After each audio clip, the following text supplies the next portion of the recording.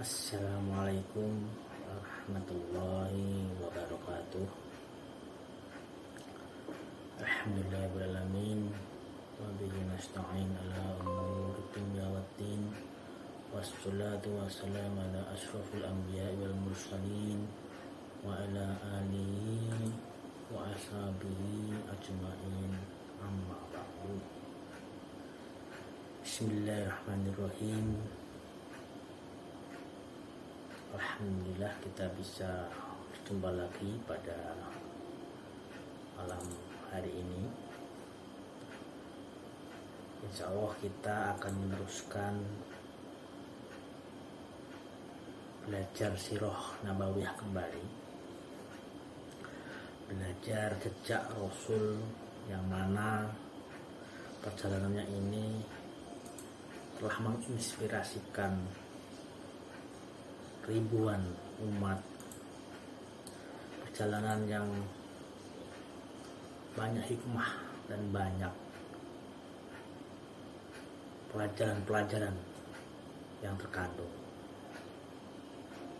Kemarin kita sudah banyak membicarakan tentang bagaimana warisan-warisan Nabi Ibrahim, tradisi-tradisi Nabi Ibrahim yang telah dilalaikan oleh sekalangan umat, yang telah ditinggalkan oleh masyarakat Arab saat itu. Kemudian telah lahir Rasulullah, telah lahir Nabi Muhammad dalam situasi dan kondisi bangsa Arab yang sedang jahiliyah, bangsa Arab yang sedang tidak memiliki arah dan tujuan. Dalam sejarah dikenal bangsa Arab pra-Islam itu dikenal jahiliyah. Jahiliyah di sini bukan berarti dia tidak pintar, tapi mengalami sebuah kegelapan atau kelalaian, telah meninggalkan ajaran-ajaran pendahulunya, ajaran Nabi Ibrahim. Sehingga kehadiran Rasulullah ini memberikan cahaya. Kelahirannya telah ditandai dengan Al-Fil, dengan tentara Abraham dengan pasukan gajahnya. Kelahirannya ditandai dengan munculnya harapan-harapan tentang sebuah kebaikan, tentang sebuah masyarakat yang lebih baik lagi. Kelahirannya penuh dengan keprihatinan. Beliau lahir tanpa ayah. Beliau seorang yatim. Kemudian beliau juga diasuh ataupun disusui oleh ibu susuannya. Hingga akhirnya ibunya ketika mengajak Nabi Muhammad berziarah kepada bapaknya, ayahnya Sayyid Abdullah, meninggal juga. Akhirnya Nabi Muhammad yatim piatu. Dan kemudian beliau diasuh oleh kakeknya Abdul Muthalib. Ketika Abdul Muthalib 2 tahun kemudian juga meninggal dunia, umur 8 tahun Nabi Muhammad, sehingga dipasrahkan kepada pamannya Abu Thalib.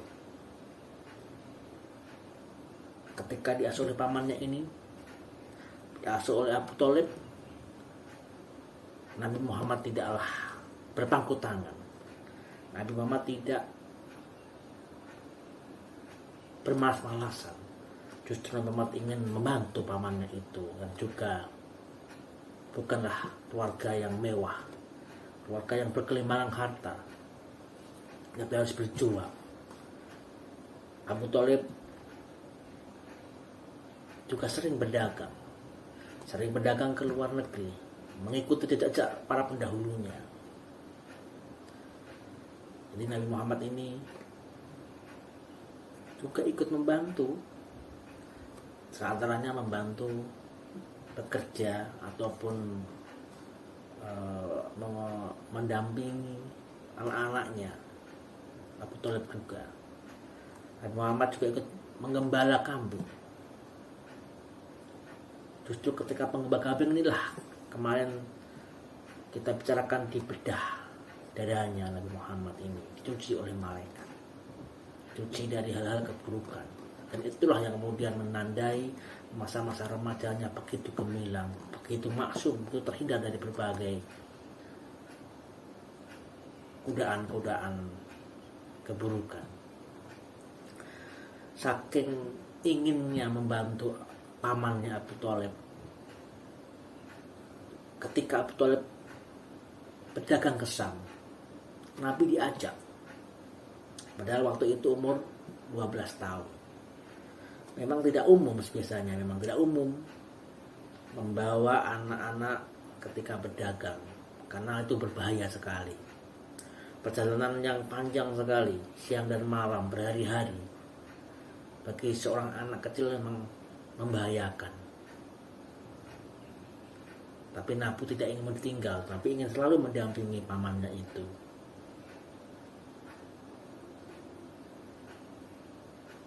Sebenarnya ayah dari Abu Thalib juga meninggal di Syam. Hashim, yaitu buyut dari Nabi Muhammad, juga meninggal ketika berdagang ke Syam. Kemudian anaknya Abdul Muthalib juga meninggal saat berdagang ke Yaman. Bapak dari Nabi Muhammad, Abdullah, anak dari Abu Thalib, juga meninggal dunia ketika di Madinah berdagang juga. Jadi pengalaman perjalanan ini nanti akan membawa sebuah pengalaman atau hikmah yang besar bagi Nabi Muhammad sendiri. Salah satunya ada peristiwa-peristiwa yang luar biasa yang dialami oleh Nabi Muhammad. Salah satunya adalah ketika dalam perjalanan ke Syam, Nabi selalu dinaungi oleh awan.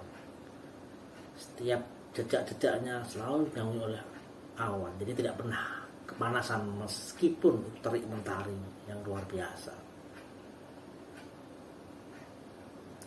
Bahkan ketika sampai Busrah, kafilah perdagangan ini termasuk kafilahnya Abu Thalib melewati biara seorang pendeta Buhaira. Sebenarnya kafilah ini sering sekali melewati biara tersebut, dan pendetanya itu tidak pernah keluar. Banyak orang yang lalu pesan pendeta tidak pernah keluar. Tapi saat itu, ketika kafilah itu ada seorang anak bersama Abu Thalib, sang pendeta justru keluar dan menjamu makan. Saat menjamu itulah terjadi pembicaraan, terjadi pertanyaan tentang Nabi, tentang keberadaan seorang anak ini. Sang pendeta bertanya kepada Abu Thalib,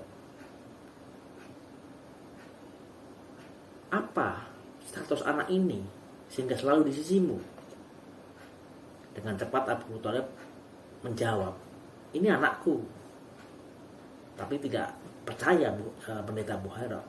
Tidak, dia bukan anakmu. Tidak sepatutnya ayah dari anak ini masih hidup. Akhirnya Abu Thalib mengaku, ya memang dia bukan anakku, tapi anak dari saudaraku.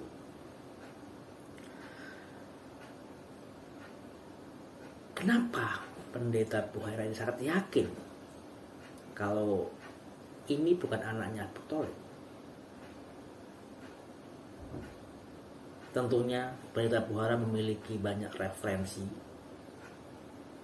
memiliki bacaan-bacaan, sehingga mengetahui tanda-tanda munculnya sosok yang nanti akan menjadi nabi terakhir.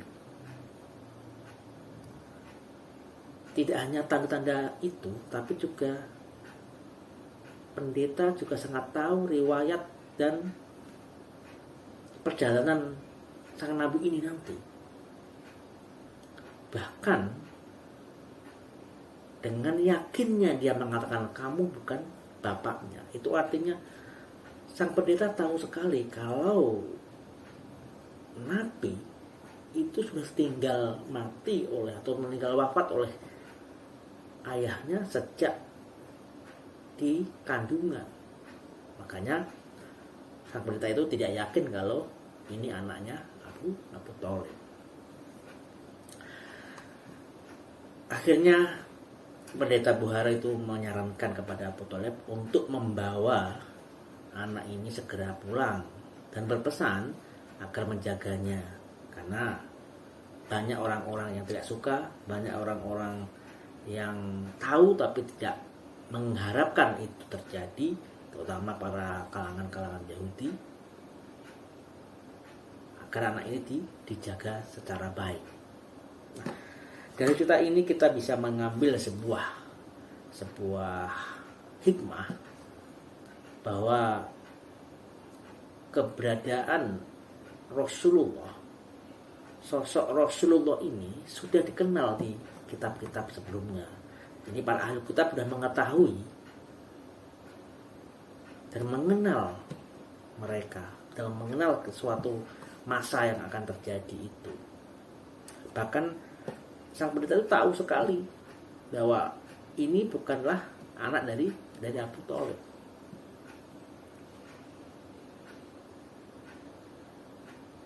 Jadi mereka mengetahui. Cuman ketika mereka mengetahui, ada kalanya mengimani atau meyakini ataupun benar-benar dia juga menjaganya, tapi juga ada yang tidak menginginkannya. Itu yang ingin disarankan kepada Abu Thalib untuk menjaga agar tidak banyak orang yang mengganggunya. Nah, ini perjalanan Nabi Muhammad pertama kali mendampingi Abu Thalib, sebuah pembelajaran. Jadi ini adalah semacam transfer pengetahuan dari leluhurnya, ilmu berdagang. Dan ini berguna sekali ketika nanti Nabi Muhammad juga melakukan hal yang sama, tapi tidak mengikuti, tapi juga sebagai kafilah itu sendiri. Perjalanan kedua ke Syam, Nabi menjadi utusan ataupun pemimpin rombongan, di mana Nabi membawa dagangan seorang wanita mulia, seorang wanita terhormat dari Bani Quraisy yang bernama Siti Khadijah. Sebenarnya juga dia mencari banyak para pedagang yang bisa membawa dagangannya itu. Tapi akhirnya berdasarkan berbagai referensi, Siti Khadijah menemukan dan memilih Nabi Muhammad ketika itu pada umur 25 tahun untuk memimpin dagangannya itu, dengan menyertai budaknya Maisarah mendampingi Nabi Muhammad saat itu.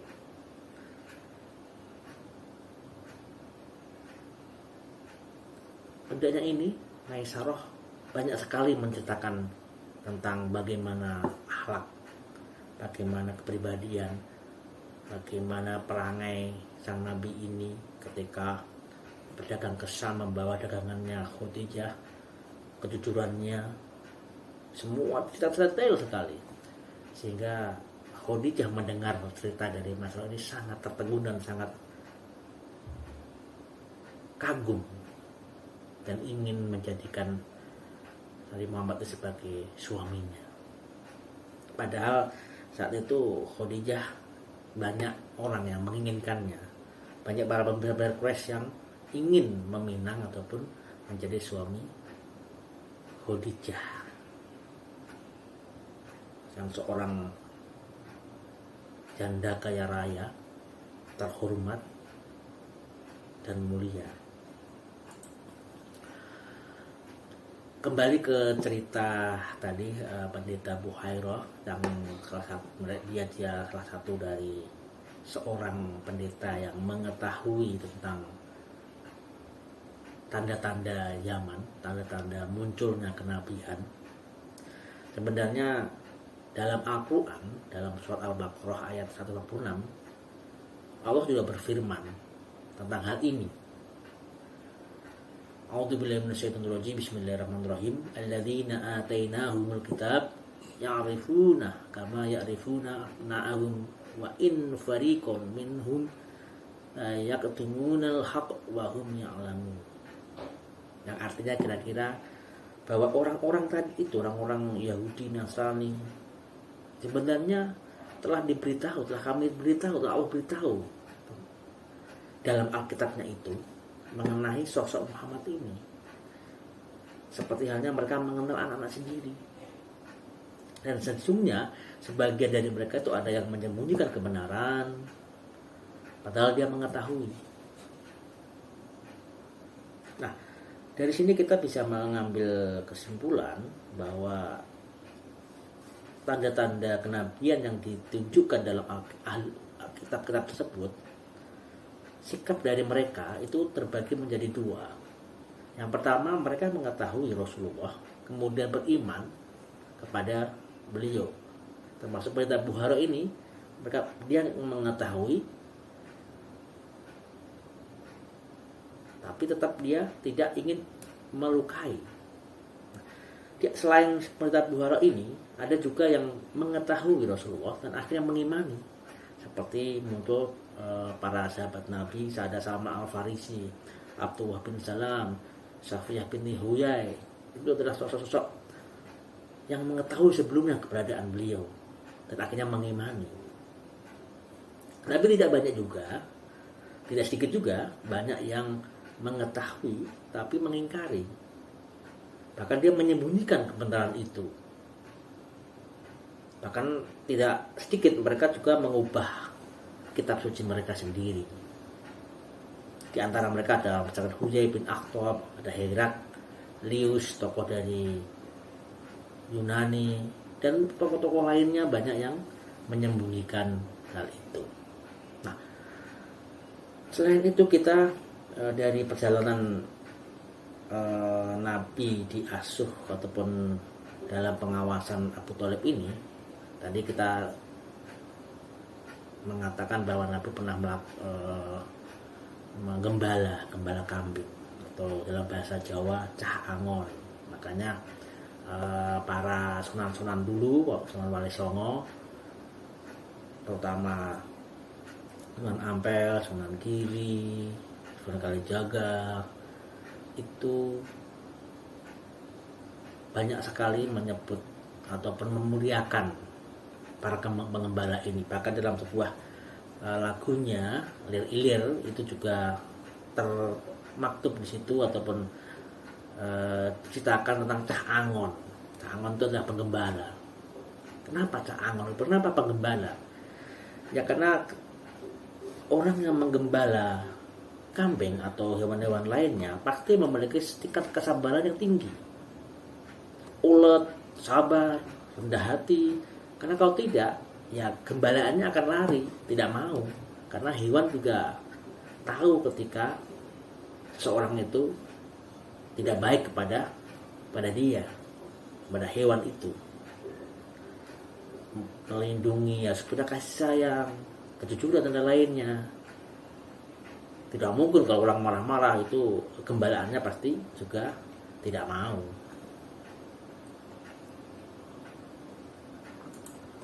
Nah, pengalaman Rasulullah ini ketika kecil, kemudian bergaul dengan teman-temannya, ketika menggembala, kemudian ketika ke Syam berdagang, juga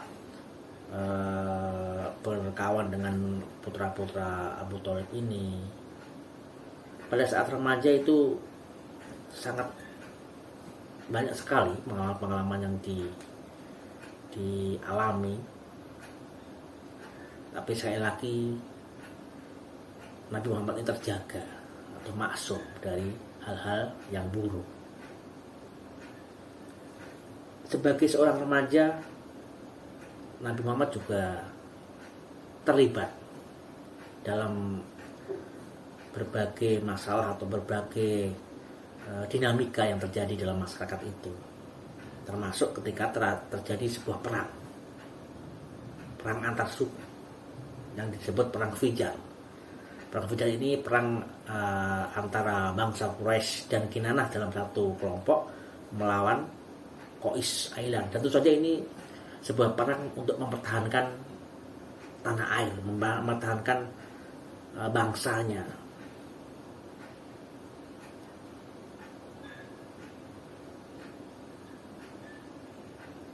kecintaannya Nabi Muhammad kepada bangsanya, bangsa Quraisy, itu luar biasa sekali. Dalam perang itu Nabi juga terlibat meskipun bukan posisi di garda depan. Bisa jadi mungkin karena masih remaja menyiapkan amunisi, menyiapkan panah untuk para pejuang-pejuang yang terdepan.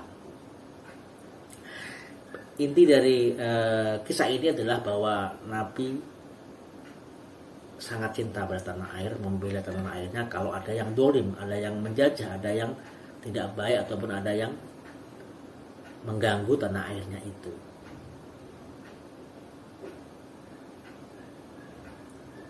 Bahkan saat itu juga inilah kelebihan dari bangsa Quraisy yang sangat cinta pada tanah air itu, dan juga sangat menjaga keutuhan dari masyarakatnya. Bangsa Quraisy itu sangat menghargai sesamanya, menjaga sesamanya.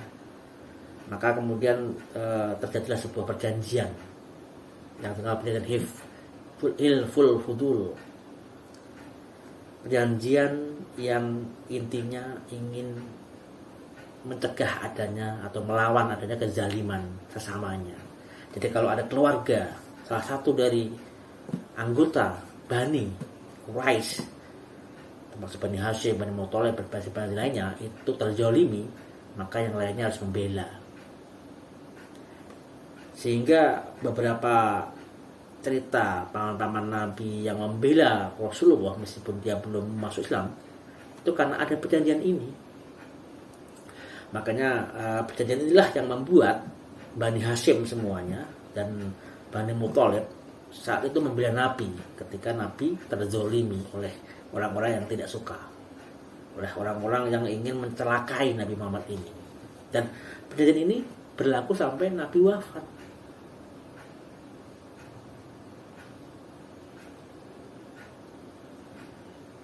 Kecintaan tanah air itu yang paling utama, menjaga toleransi, menjaga keutuhan masyarakat, itu benteng utama. Makanya dalam pemahaman ada surat Al-Fil bahwa keamanan itu sangat terkait dengan menjaga tradisi. Maka jangan sampai merusak tradisi. Tradisi yang baik tentunya, tradisi yang baik jangan dirusak.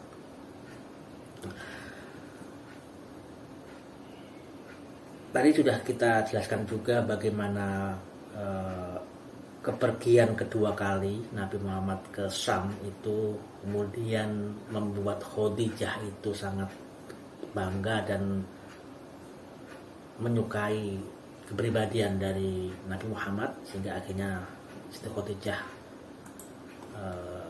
menikah dengan Nabi Muhammad, dan Nabi Muhammad saat itu adalah berusia 25 tahun sedangkan Khadijah berusia 40 tahun.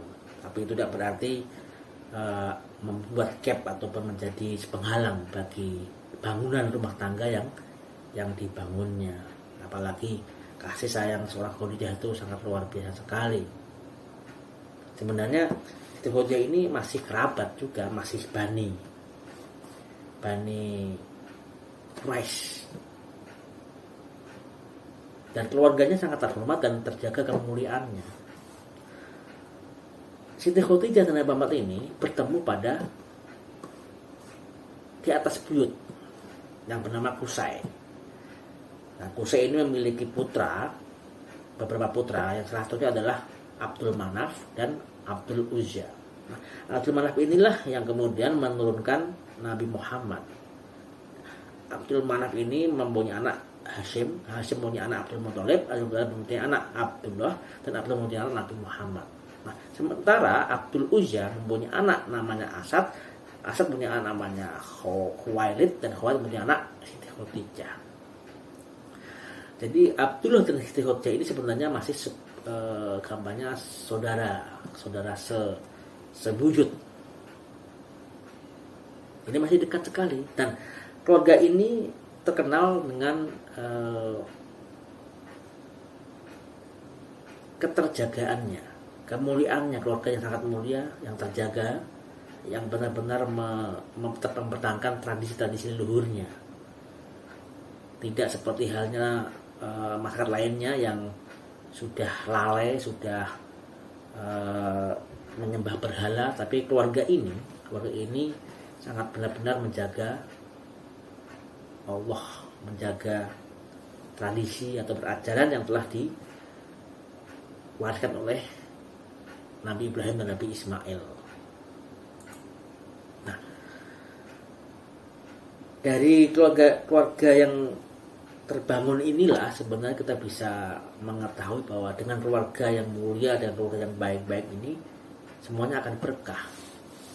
Keluarga Nabi Muhammad dan keluarga dari Istiqomah ini jauh dari kejahilian. Meskipun di lingkungan itu terkenal jahiliyah, tapi keluarga Nabi Muhammad ini benar-benar keluarga yang terhormat, mulia. Hidup dengan keseimbangan, meskipun kaya raya seperti halnya Khadijah, tapi beliau juga qanaah. Justru nanti seluruh sumber daya, seluruh kepemilikannya itu diarahkan untuk berjuang membantu dakwah Nabi Muhammad SAW. Dalam keluarga Nabi nanti, Nabi juga mengadopsi Zaid bin Harithah, kemudian Nabi juga sangat hormat meskipun sudah punya istri Khadijah, tapi masih hormat dengan ibu susuannya, termasuk Ibu Halimah Sa'diyah, terutama hormat kepada Ummu Aiman, bahkan kemudian memerdekakannya. Ketika Nabi menikah dengan Khadijah, kemudian Nabi memerdekakan Ummu Aiman dan justru menikahkan dengan Ubaid bin Zaid. Akhirnya lahir bernama Aiman. Akhirnya Nabi juga punya putra-putri yang luar biasa sekali, meskipun putranya meninggal waktu kecil. Di antara putra-putranya adalah Al-Qasim, makanya Nabi disebut Abdul Qasim. Ini semua dari si Siti Khadijah. Selain itu ada Zainab, ada Ruqayyah, ada Ummu Kulsum dan Fatimah yang terkenal itu. Dan terakhir Abdullah. Semua anak laki-laki ini itu meninggal waktu masih kecil. Selain Khadijah, Nabi juga punya putra dari Maryah Al-Qibtiyah, tapi juga meninggal juga waktu kecil, sehingga keturunannya Nabi Muhammad ini paling banyak dikenal sampai sekarang ini dari Fatimah, yang terkenal Habib saat ini semua dari jalur Fatimah dan Ali bin Abi Thalib. Ada jalur Hasan, ada jalur Husain. Keluarganya berlangsung dengan berkah sekali, anaknya, putra-putrinya juga terdidik dengan bagus sekali. Nabi juga terlibat dalam dinamika yang terjadi dalam masyarakat, termasuk ketika ada rencana pembangunan ataupun memugar Ka'bah. Jadi saat itu 5 tahun sebelum terjadi Bi'tsah, 5 tahun sebelum Nabi diangkat kenabian, itu terjadi sebuah dinamika masyarakat Quraisy atau bangsa Quraisy ingin memugar Ka'bah, karena melihat Ka'bahnya sudah mulai banyak susunan batu-batu yang pada runtuh, semakin rapuh, dinding-dindingnya pecah-pecah. Apalagi Ka'bahnya itu tidak punya atap, hanya setinggi 9 hasta, berupa susunan batu-batu, bahkan lebih tinggi daripada manusia. Apalagi kemudian ada banjir yang melanda, sehingga kondisinya makin mengkhawatirkan.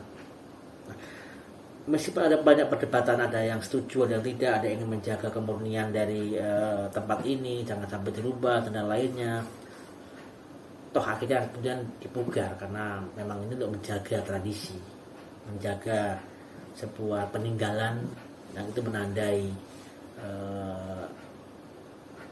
akar dari bangsa tersebut.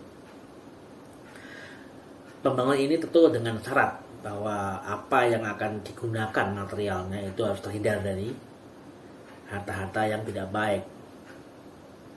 Jadi pembangunannya harus harta yang baik-baik, tidak dari riba, tidak dari perizinan dan lain-lain, atau rampasan dan lain-lainnya, untuk menjaga dari kesucian dari Ka'bah ini.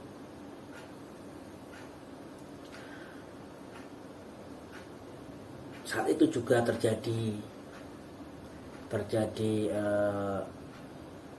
sebuah perdebatan ketika batu Hajar Aswad ini mau ditempatkan. Banyak sekali perdebatan, banyak sekali perselisihan siapa yang berhak menempatkan atau mengangkat batu ini, karena ini batu dianggapnya sangat spiritual, sangat suci. Hingga akhirnya mereka sepakat siapapun yang pertama kali masuk masjid atau masuk Ka'bah ini, itulah yang berhak mengangkatnya.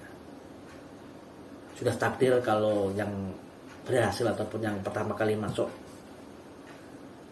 adalah Nabi Muhammad, sehingga Nabi Muhammad lah yang melihat, dan semuanya setuju, sepakat, karena emang Nabi sejak awal, sejak kecil sampai dewasa dikenal terpercaya, al-amin, sehingga mereka sepakat semua. Dan sekali lagi, Nabi tidak ingin egois, tidak ingin sendirian, tapi akhirnya semua kabilah-kabilah, semua bani-bani, mewakili bani semuanya bersama-sama mengangkat semuanya dari berbagai sisi.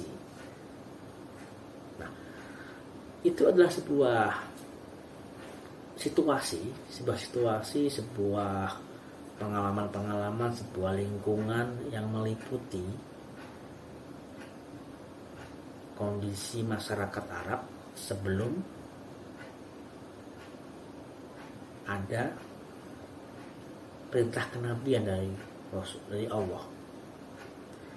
Jadi sebenarnya secara tidak langsung masyarakat Arab saat itu sangat membutuhkan seorang rasul, seorang penyeru, seorang pemurni, karena mereka sendiri merasa sudah jauh dari ajarannya, sudah lalai dengan apa yang diajarkan oleh Nabi Ibrahim lama sekali, ribuan tahun, sehingga dia kangen atau merindukan sosok yang akan menjadi cahaya. Karena pada dasarnya seorang manusia itu ingin petunjuk, ingin sebuah panduan. Mereka sendiri sebenarnya mengakui sang pencipta, karena itulah yang ditinggalkan ataupun yang diturunkan dari Nabi Ibrahim. Mereka tahu benar, mereka juga orang memahami bahwa Allah itu satu, atau dikatakan dalam paham agama adalah monoteisme, percaya dengan satu Tuhan. Mereka tidak berdebat tentang itu. Mereka juga menyembah pencipta yang satu itu. Itu mereka juga tertata.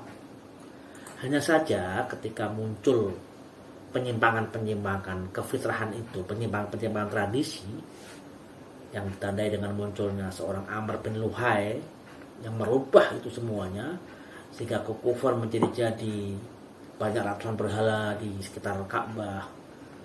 Akhirnya semua orang melupakan atau meninggalkan sang pencipta dan keliru dalam melihat sosok Tuhannya. Dan mereka kacau semua tradisinya. Tradisi yang dibagikan oleh Nabi Ibrahim kacau.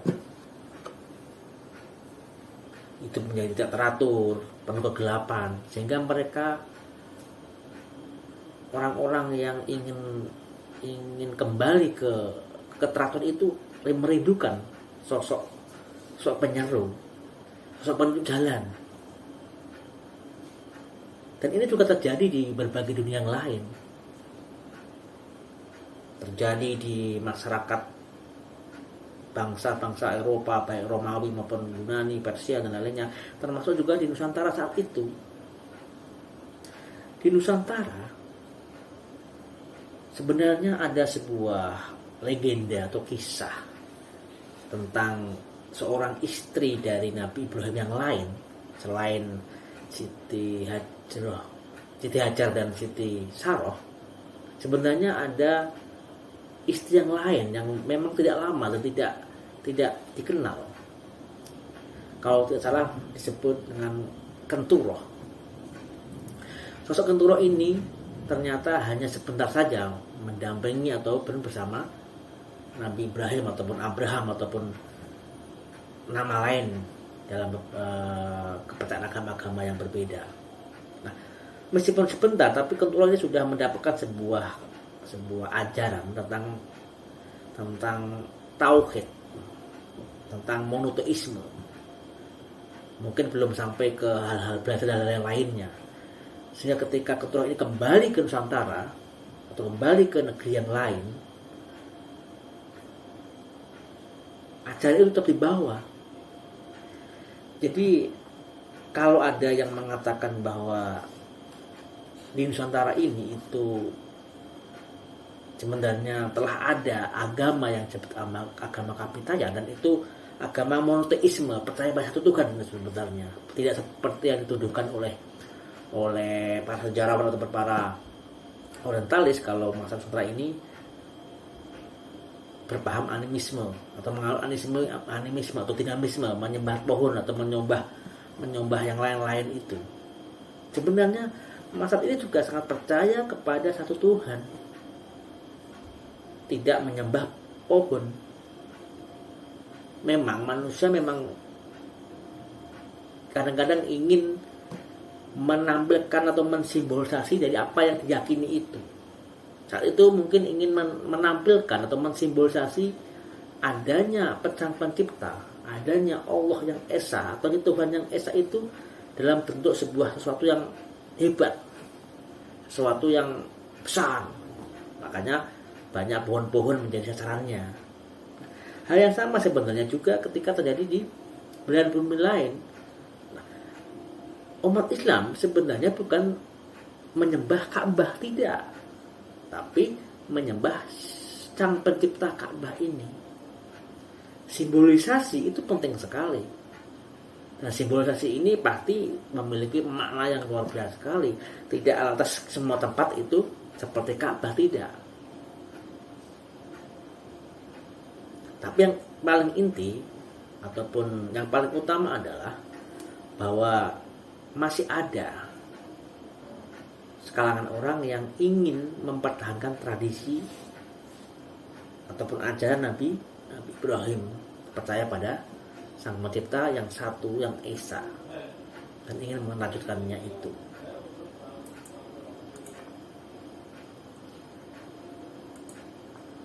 Sehingga wajar saja kalau kemudian banyak dari masyarakat, banyak dari kelompok-kelompok dari bangsa lain mendengar kabar tentang Nabi ini.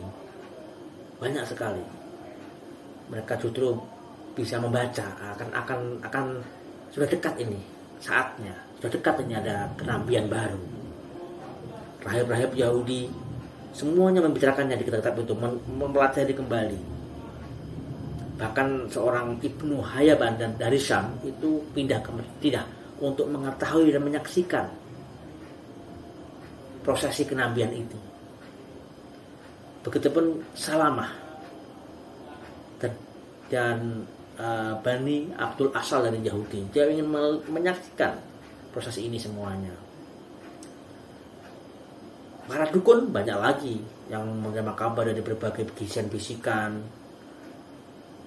Ini akan ada sebuah momentum yang besar, sebuah peristiwa yang tidak akan terjadi lagi. Tapi orang Arab sibuk dengan kegiatannya, tidak menggunakan dengan itu. Yang paling penting bagi orang Arab adalah bagaimana menjaga bangsa tetap aman, tetap saling menghargai. Itu yang dilakukan oleh bangsa Quraisy. Nah, Dari sinilah kemudian akhirnya Nabi juga merenung,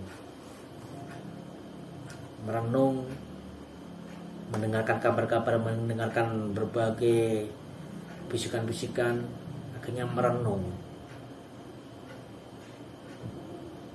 ingin bertemu dengan Sang Penciptanya, ingin bertanya sebenarnya siapa dan apa yang harus saya lakukan. Saat itulah kemudian Nabi Muhammad berikhtilaf di Gua Hira. Semua orang pada tahu di mana Gua Hira. Ya, disitulah tanda Yaman itu terjadi. Disitulah momen manusia terjadi. Disitulah prosesi kenabian terjadi. Disitulah wahyu pertama diturunkan di Gua Hira.